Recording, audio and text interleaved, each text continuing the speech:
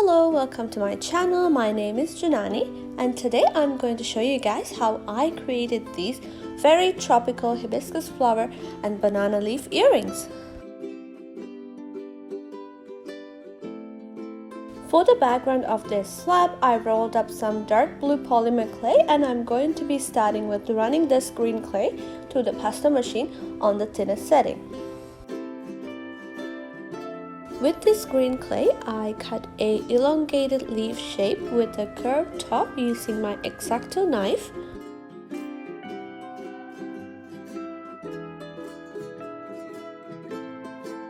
Here I'm stretching the leaf to give it more body. And I apologize that I was out of frame here, but what I did was that I cut small indentations in random along the sides of the leaf, some small, some bigger, some further apart, and some closer together. I decided to go with this technique because when I was small, we used to have lots of banana trees in our house, and you can see the leaves on the tree. Sometimes the wind blows really hard and it destroys the leaves, and it has like kind of rips along the edge of the leaves.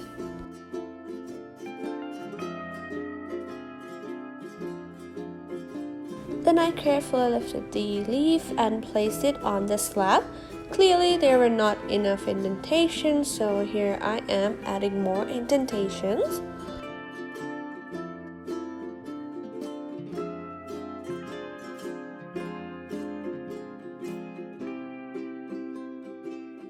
To create the stem of the leaf, I rolled out a skinny long snake and placed it in the middle of the leaf and cut the excess off.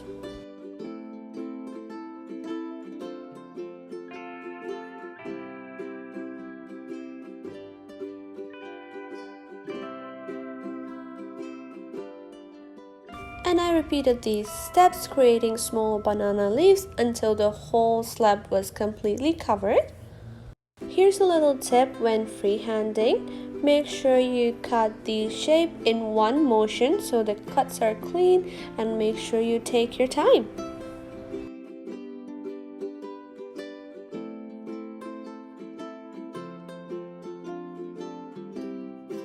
To create the hibiscus flowers, I choose 3 different colorways.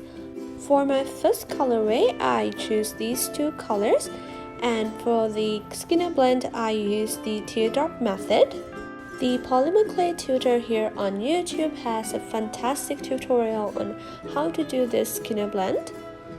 This is my absolute favorite way of making skinner blend, and this technique is very easy and foolproof as well.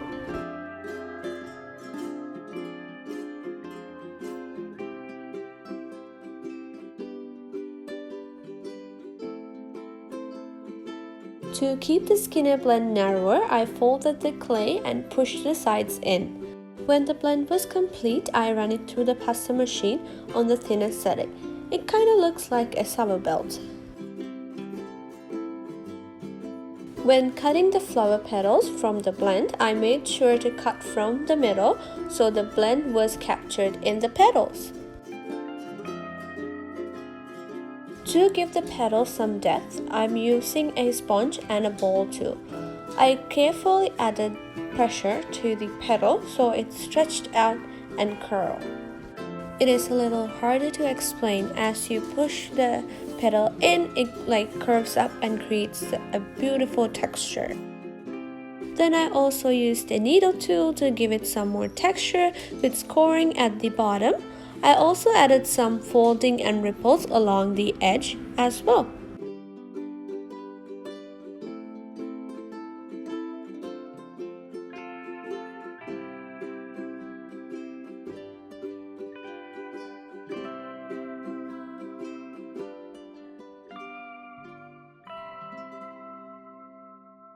I repeated these steps with the other 4 petals as well. Make sure you are being extra delicate because this will make your petals paper thin and you have to handle them very carefully.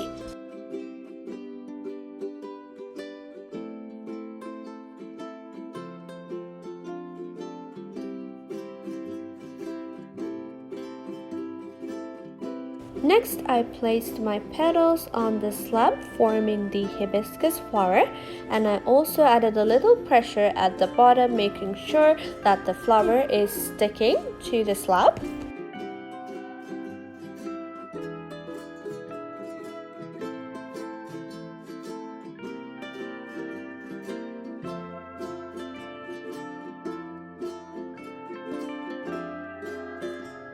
I chose yellow clay to create the pistil of the flower. I rolled a thin snake and then rolled small red balls and added to the top of the pistil. I personally think this pistil is what makes hibiscus so unique and beautiful. By the way, how do you pronounce hibiscus? Do you pronounce it hibiscus? Do you pronounce it hibiscus? Let me know.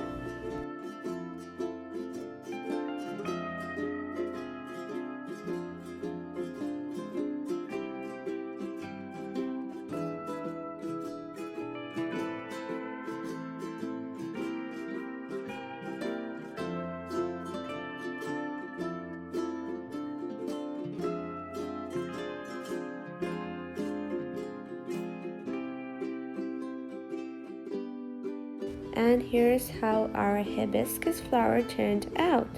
Isn't that gorgeous?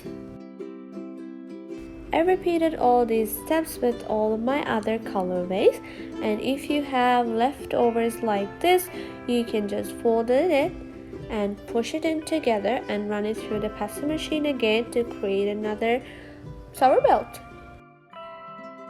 And just like that, I kept on making petals, flowers, and whatnot. I'm guessing this technique is from fondant. I know that many of cake making technique can be applied to making polymer clay.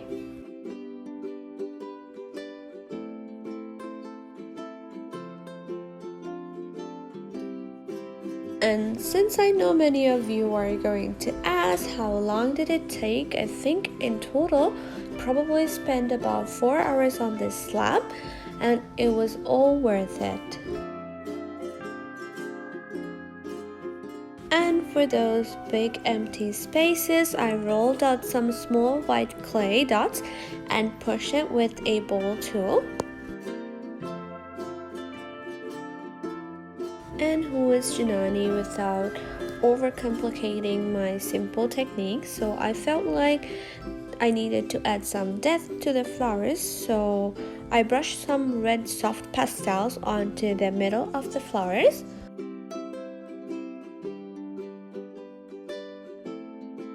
Here's how the slab turned out. Isn't she gorgeous for 4 hours of work? I cut all the shapes for the earrings using 3D cutters and cookie cutters. I gave them a good clean using rubbing alcohol. I cut out some smaller components using solid colored clay to go with the retro kind of theme. I cured them in the oven at 275 Fahrenheit for about an hour with a tinfoil cover.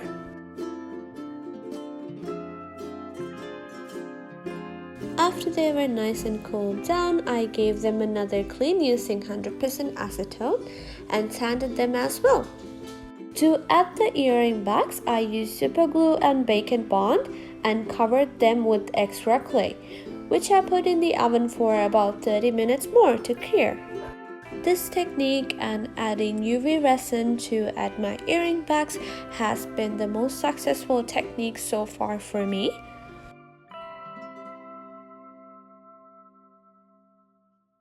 And also let me tell you about my best friend acetone, 100% acetone. If you have any tiny air bubbles, 100% acetone can help you get rid of them. Next, I drilled my pieces and varnished just the flowers since I used pastel on them. And to finish up, I assembled my earrings, and this is how they look. What do you think? And if you were inspired by this tutorial, make sure you tag me on Instagram at FernMidgeHandmade so I can share your beautiful creations with my world. So Thank you so much for watching this tutorial. I hope you guys enjoyed it. Until next time.